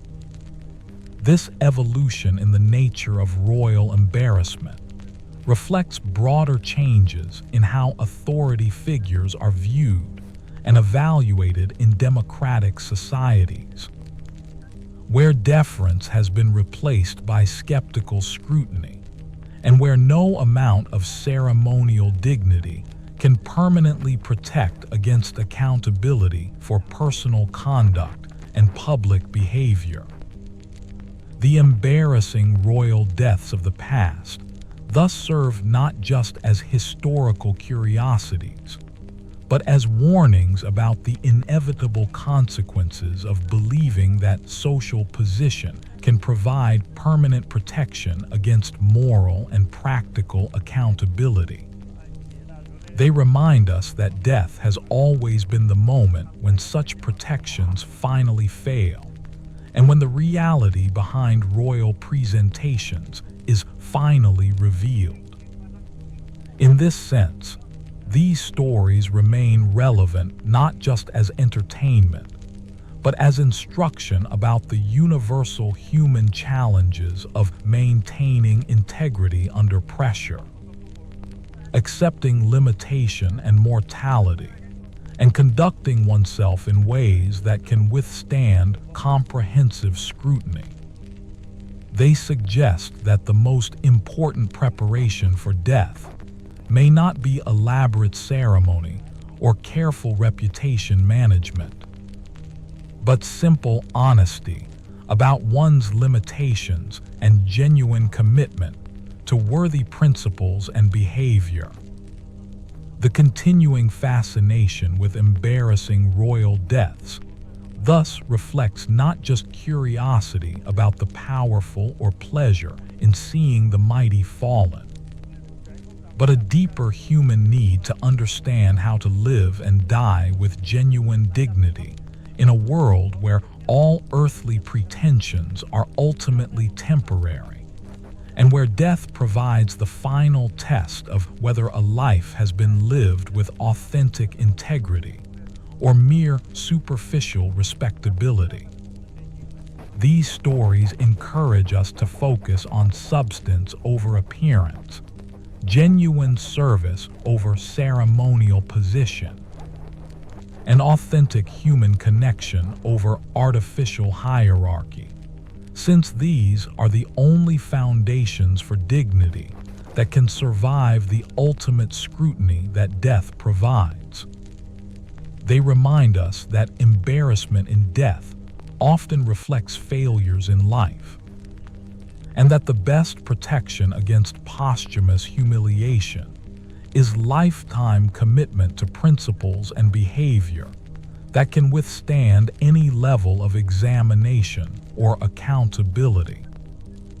The death of Emperor Maximilian I of Mexico in 1867 represents perhaps one of the most comprehensively embarrassing royal deaths in modern history, combining military defeat, political delusion, personal cowardice, and international humiliation into a single catastrophic finale. Maximilian, the Austrian Archduke who had been installed as Emperor of Mexico by French intervention, died before a firing squad in Querétaro after his capture by Republican forces led by Benito Juárez. But the circumstances leading to his execution created layers of embarrassment that extended far beyond the simple fact of his defeat. What made Maximilian's death particularly mortifying wasn't just that he lost a war against Republican forces, but the manner in which he conducted himself during his final campaign and capture.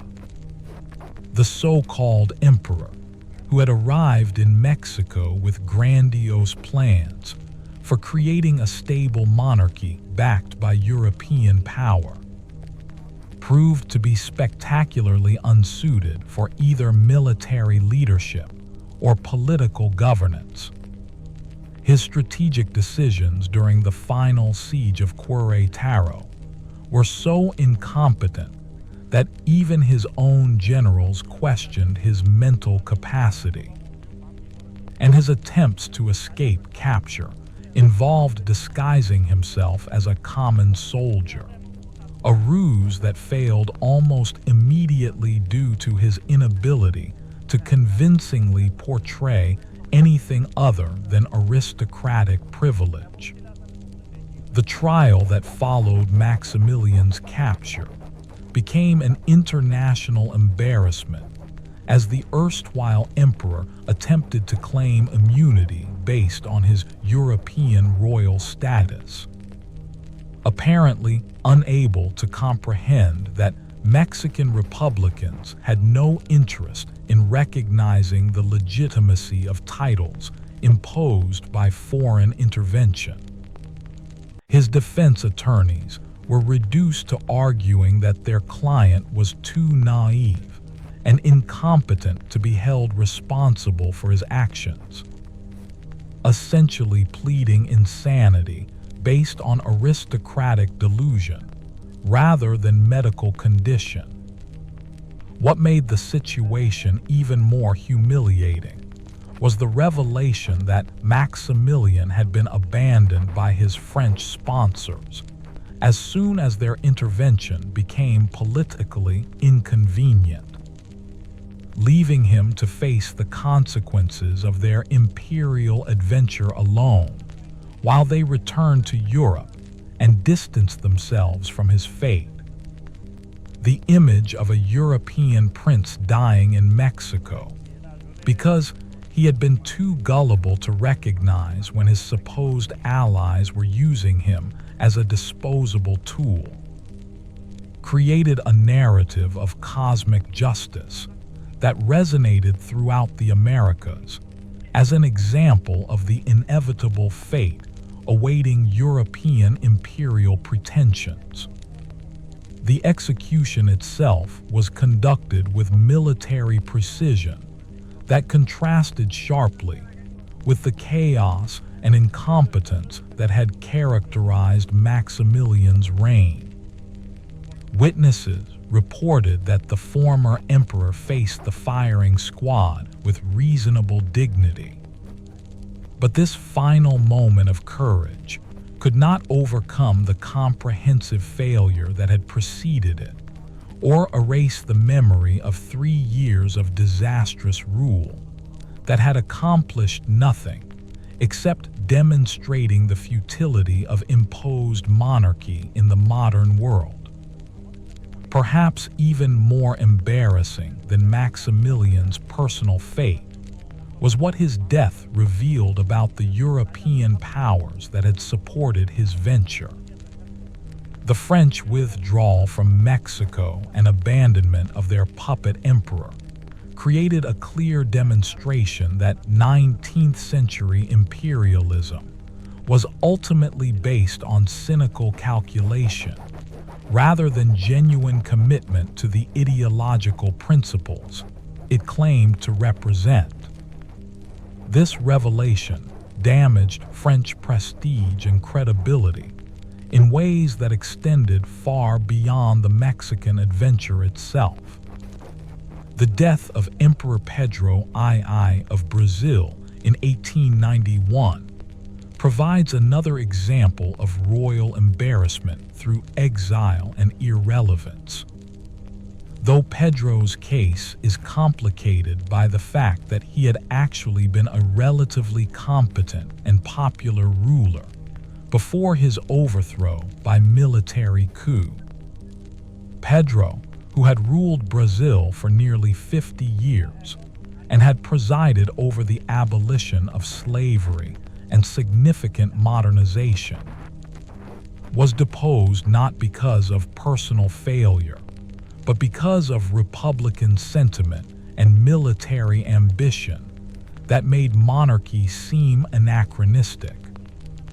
What made Pedro's death embarrassing wasn't his conduct, which remained dignified throughout his brief exile, but the complete indifference that greeted his passing in the country he had served for half a century. The Brazilian government's minimal response to news of his death, combined with the lack of public mourning or calls for restoration, created a clear demonstration of how quickly even successful monarchies could become irrelevant when overtaken by historical change. Pedro died in a Paris hotel, essentially forgotten by the nation he had devoted his life to serving. While Brazil continued its Republican experiment without any apparent nostalgia for imperial rule. The contrast between his genuine achievements as a ruler and the complete absence of interest in his death created a narrative about the ultimate insignificance of individual achievement when set against larger historical forces. What made Pedro's death particularly poignant was that he had actually been ahead of his time in many ways, supporting abolition, education, and modernization before these became popular causes, only to be overthrown precisely because his progressive instincts had made traditional monarchy seem unnecessary rather than indispensable. His death thus represented not just personal failure, but the ironic consequences of successful adaptation that ultimately undermined the institution it was meant to preserve. The death of King Manuel II of Portugal in 1932 represents another category of royal embarrassment, involving the pathetic end of monarchs who had been overthrown early in their reigns and spent decades in exile nursing impossible dreams of restoration. Manuel, who had become king at 18 following his father's assassination and had been overthrown by Republican revolution just 2 years later, spent 22 years in exile in England, growing increasingly irrelevant to Portuguese politics and society. What made Manuel's death embarrassing wasn't just his irrelevance, but his apparent inability to accept the reality of his situation or to build any kind of meaningful life outside of his royal pretensions. Unlike some exiled monarchs who found ways to contribute to their adopted countries or causes larger than their personal restoration. Manuel spent his exile essentially waiting for a call that never came, maintaining an elaborate court in exile that impressed no one and accomplished nothing. The former king died at his estate in England, surrounded by portraits of Portuguese royalty and memorabilia from his brief reign. Apparently, never having accepted that the world had moved beyond monarchical government, or that his subjects had no interest in returning to royal rule. His death was barely noticed in Portugal, where the Republican government had successfully established itself, and where monarchist sentiment had virtually disappeared among younger generations. What made Manuel's death particularly sad was that he had actually shown promise as a young king, and might have successfully adapted the monarchy to changing times if he had been given more opportunity to develop his political skills.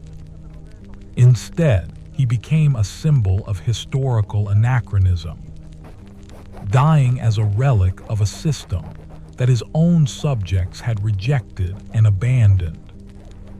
The death of King Constantine I of Greece in 1923 provides another example of royal embarrassment through military defeat and political miscalculation.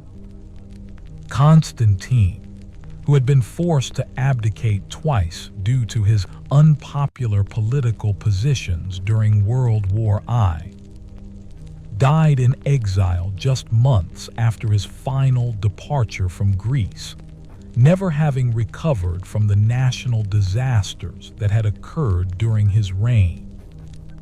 What made Constantine's death embarrassing wasn't just his political failures, but his apparent inability to learn from his mistakes or to accept responsibility for the catastrophic decisions that had cost Greece territorial gains and international standing. His insistence on pursuing policies that were clearly unpopular with his subjects and incompatible with Greece's international position created a pattern of stubborn self-destruction that culminated in his final exile and death. Constantine died still blaming others for the disasters of his reign, apparently unable to recognize that his own judgment and leadership had been fundamentally flawed. This lack of self-awareness, combined with his pattern of making the same mistakes repeatedly, created an impression of a monarch who had learned nothing from experience and who had forfeited any claim to sympathy or respect through his own willful blindness. The former king's death was greeted with relief rather than mourning by many Greeks, who saw it as closing a chapter of national humiliation and opening possibilities for more effective leadership. This response revealed how completely Constantine had alienated his former subjects, and how thoroughly his reign had been judged a failure by those he had supposedly served. Moving into more contemporary examples, the death of King Hussein of Jordan in 1999 created a different kind of embarrassment. Through the exposure of palace intrigues and succession disputes that had been hidden during his lifetime, Hussein, who had been generally respected as a moderate leader, who had maintained Jordan's stability through decades of regional turmoil, died of cancer after a long illness that revealed disturbing patterns of family dysfunction and political manipulation. What made Hussein's death embarrassing wasn't his personal conduct, But the succession crisis that erupted when he changed his designated heir from his brother Hassan to his son Abdullah, just weeks before his death. The timing of this decision, combined with rumors about palace pressure and family conflicts, created an impression that Jordan's stability had been more dependent on Hussein's personal authority than on institutional strength. The public disputes that followed Hussein's death between different factions of the royal family revealed that the appearance of unity and stability that had characterized Jordan during his reign had been maintained partly through suppression of real conflicts that emerged once his controlling presence was removed. This created questions about whether his legacy of successful leadership could survive his death, or whether it had been more about personal charisma than sustainable political achievement. The death of King Fahd of Saudi Arabia in 2005 created similar embarrassments. Through the revelation of the extent to which his incapacity during his final years had created a power vacuum that had been filled by various princes and advisors pursuing competing agendas. Fahd, who had suffered a debilitating stroke in 1995, spent his final decade as essentially a figurehead, while real power was exercised by others, creating a situation that made a mockery of the absolute monarchy that Saudi Arabia claimed to represent. What made Fahd's death embarrassing wasn't just his incapacity, but the extent to which this incapacity had been concealed from the Saudi public and international community through elaborate deceptions that involved using doubles for public appearances and manufacturing evidence of royal involvement in government decisions. The revelation of these deceptions after his death created an impression that Saudi governance had been essentially fraudulent for a decade. The succession process that followed Fahd's death also revealed embarrassing details about the internal dynamics of the Saudi royal family, including the extent to which different princes had been positioning themselves for power during the king's incapacity, and the degree to which important policy decisions had been made by unelected advisors rather than legitimate royal authority. These contemporary examples of royal embarrassment suggest that modern monarchy faces challenges that are different from but not less significant than those faced by historical royal families. The combination of media scrutiny, democratic expectations, and global communications creates environments where royal failures and dysfunctions are more difficult to conceal, and where the consequences of poor judgment can spread more rapidly and widely than ever before. The pattern that emerges from both historical and contemporary examples of embarrassing royal deaths is that embarrassment often results from the gap between royal pretensions and human reality. Whether that gap involves personal behavior, political competence, or simple biological vulnerability, the monarchs who die most embarrassingly are often those who have lost touch with their own limitations, or who have become so insulated from normal human feedback that they make catastrophic errors of judgment. This suggests that the best protection against posthumous embarrassment might be the cultivation of genuine humility and self-awareness, qualities that seem particularly difficult to maintain in environments characterized by deference and ceremony. The royal deaths that seem most dignified in retrospect are often those of monarchs who had managed to maintain some connection to ordinary human experience, and who had accepted their own mortality and limitation with grace. The continuing fascination with embarrassing royal deaths thus serves not just as entertainment, but as instruction about the universal human challenges of maintaining perspective and dignity under extraordinary circumstances. These stories remind us that no amount of external validation or ceremonial protection can substitute for genuine self-knowledge and authentic human connection. And that death provides the ultimate test of whether a life has been lived with real integrity or mere superficial respectability. In our contemporary world, where traditional forms of authority are increasingly questioned, and where information about public figures is more accessible than ever before, these lessons about the relationship between power and embarrassment remain highly relevant. They suggest that the most sustainable approach to any form of leadership or public responsibility involves maintaining genuine connection to the people being served and accepting accountability for decisions and behavior, rather than relying on ceremony or tradition to provide protection against criticism or scrutiny.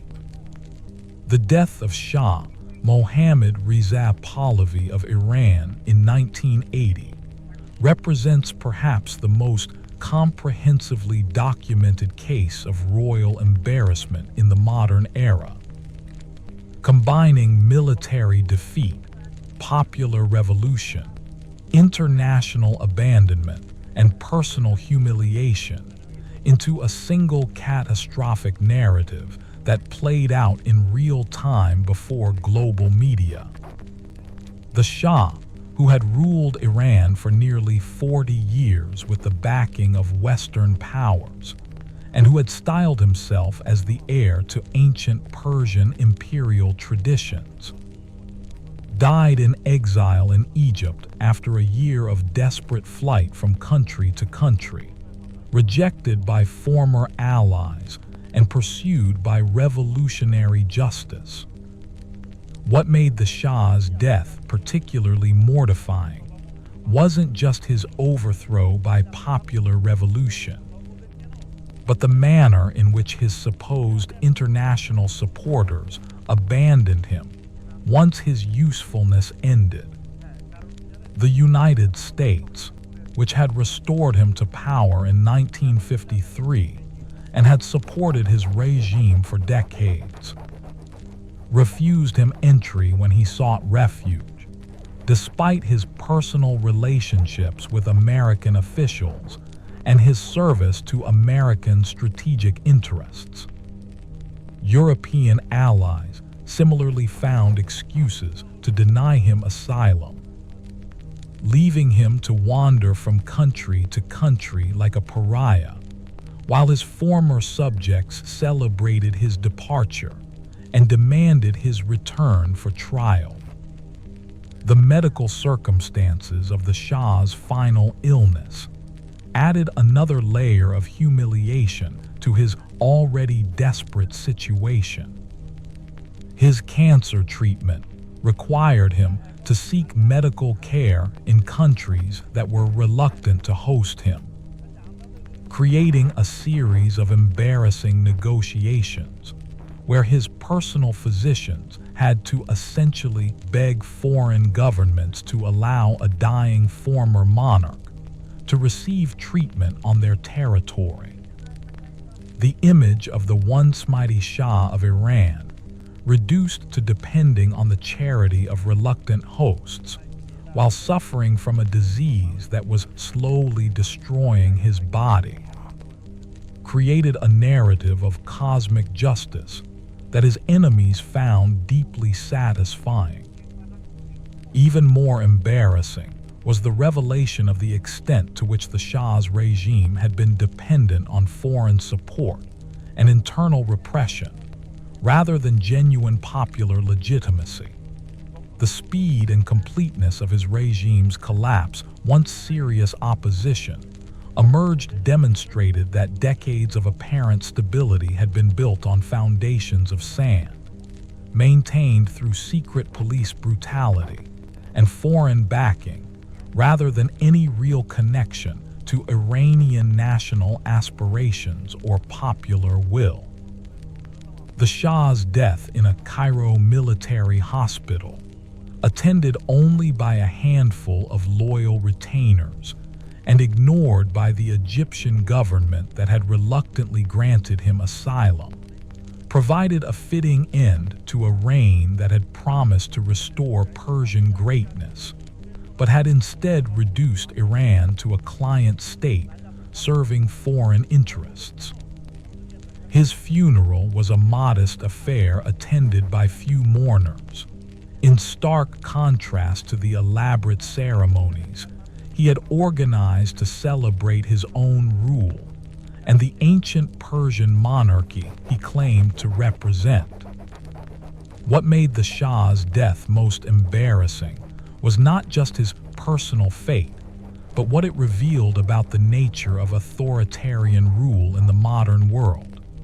His fall demonstrated how quickly regimes that appear powerful and stable can collapse when they lose popular support, and how thoroughly leaders who depend on foreign backing can be abandoned when supporting them becomes inconvenient for their patrons.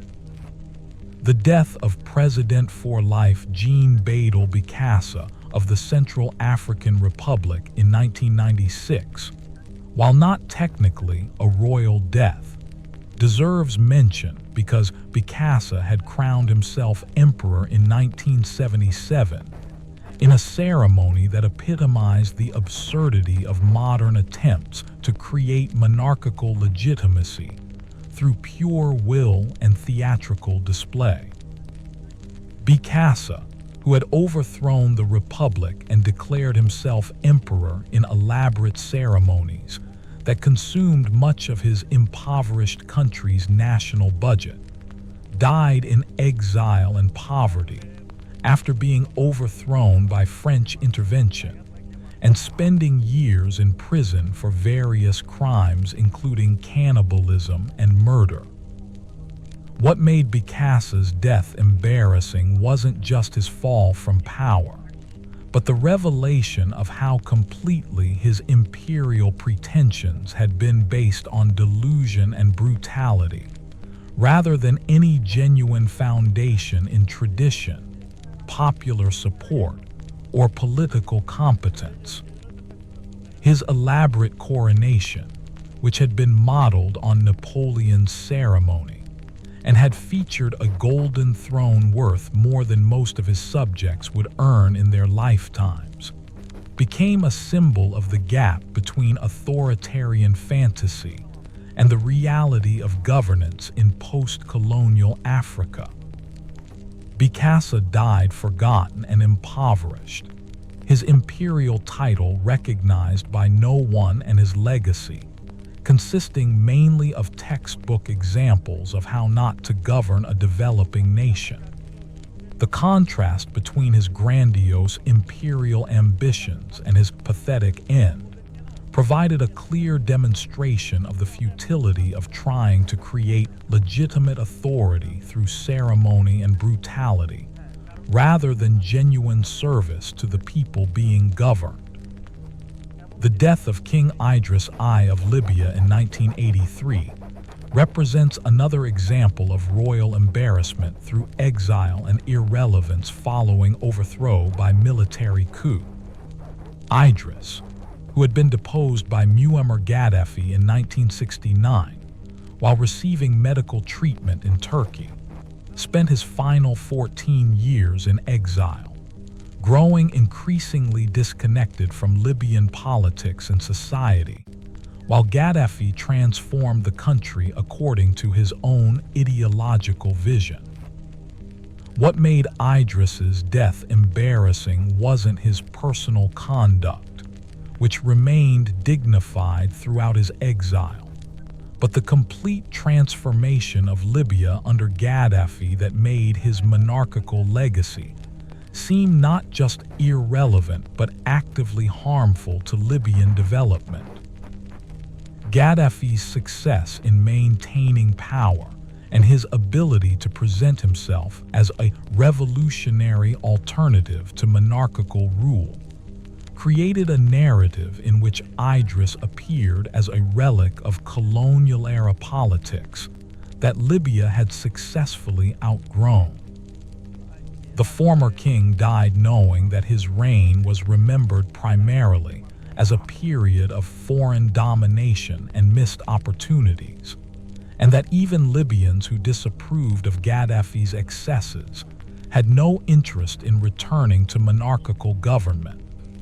This complete rejection of his political legacy, combined with his irrelevance to contemporary Libyan politics, created an embarrassment that was perhaps more painful than dramatic military defeat or popular revolution. Looking at these patterns of royal embarrassment across different cultures and historical periods, certain universal themes emerge that transcend specific political systems or cultural contexts. The most consistent factor appears to be the gap between royal pretensions and actual capability or achievement, whether that gap involves military competence, political judgment, moral behavior, or simple human dignity under pressure. Another recurring theme is the isolation that seems inherent in monarchical systems, which often insulate rulers from the kind of honest feedback and genuine human connection that might help them avoid catastrophic errors of judgment. The monarchs who died most embarrassingly were often those who had become most disconnected from the reality of their subjects' lives and needs, creating conditions where they could pursue disastrous policies without understanding their consequences until it was too late. The role of foreign intervention and international politics in creating royal embarrassment also emerges as a significant factor, particularly in the modern era, where monarchs have often been dependent on external support that could be withdrawn when it became inconvenient. The deaths of figures like Maximilian of Mexico and the Shah of Iran illustrate how devastating such abandonment can be for rulers who have built their authority on foreign backing rather than domestic legitimacy. Perhaps most significantly, these stories reveal the ultimate futility of trying to build lasting authority on foundations of ceremony, tradition, or external validation, rather than genuine service and accountability to the people being governed. The monarchs who achieved some measure of dignity in death were generally those who had managed to maintain some connection to their subjects' welfare, and who had accepted responsibility for their decisions rather than blaming others for their failures. The evolution of royal embarrassment from primarily personal failings to more complex political and social phenomena reflects broader changes in how authority is understood and legitimized in the modern world. Contemporary royal embarrassment often involves not just personal conduct, but questions about the relevance and appropriateness of monarchical institutions themselves, creating new categories of potential humiliation that even the most well-behaved monarchs may find difficult to avoid.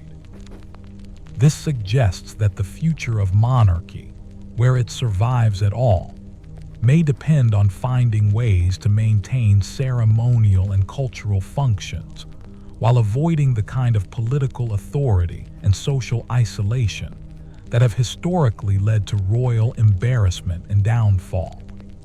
The constitutional monarchies that have survived into the 21st century have generally done so by accepting severe limitations on their political power and by maintaining closer connections to ordinary citizen experience. The lessons from these embarrassing royal deaths thus extend beyond historical curiosity to provide insights into the nature of legitimate authority and sustainable leadership in any context. They remind us that lasting respect and dignity come from genuine service and authentic human connection, rather than from external trappings of power or ceremonial displays, and that the ultimate test of any leader's legacy is whether their service has genuinely benefited those they claim to serve. These stories also serve as warnings about the corrupting effects of power and isolation, showing how easily even well-intentioned leaders can lose touch with reality when surrounded by deference and insulated from honest feedback. They suggest that the best protection against such corruption is maintaining genuine humility and connection to the experiences and needs of ordinary people, regardless of one's position or authority. In our contemporary world, where traditional forms of authority are increasingly questioned, and where information about leaders is more accessible than ever before, these lessons remain highly relevant for anyone in positions of responsibility or influence. They remind us that sustainable leadership requires constant attention to the gap between pretension and reality, and that the ultimate measure of success is not the elaborateness of one's funeral, but the genuine improvement one has brought to the lives of others. The embarrassing royal deaths of history thus serve not just as entertainment, but as instruction about the universal human challenges of power, mortality, and the search for meaning and dignity in the face of inevitable limitation. They encourage us to focus on substance over ceremony, service over status, and authentic human connection over artificial hierarchy, since these are the only foundations for dignity that can survive the ultimate scrutiny that death provides to every human life, regardless of rank or title. In the end, these stories remind us that death is indeed the great equalizer, stripping away all pretense and revealing the essential humanity that underlies all social and political distinctions. They encourage humility by showing how quickly and completely earthly power can evaporate, and they offer comfort by demonstrating that genuine dignity comes not from avoiding embarrassment, but from living authentically and serving others with integrity, creating legacies that can survive even the most comprehensive historical scrutiny.